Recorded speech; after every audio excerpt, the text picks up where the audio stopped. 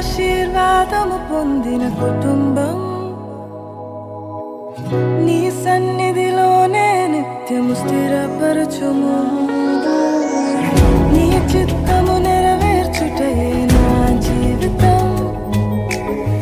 నీ పాదముల చెంత చేసేద అంకితము.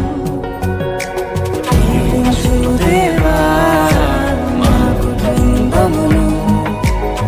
నీ దీవెన తరతరములకుండును. దీవించును దేవా మా పిల్లలను. నీ దీవెన తరతరములకుండును.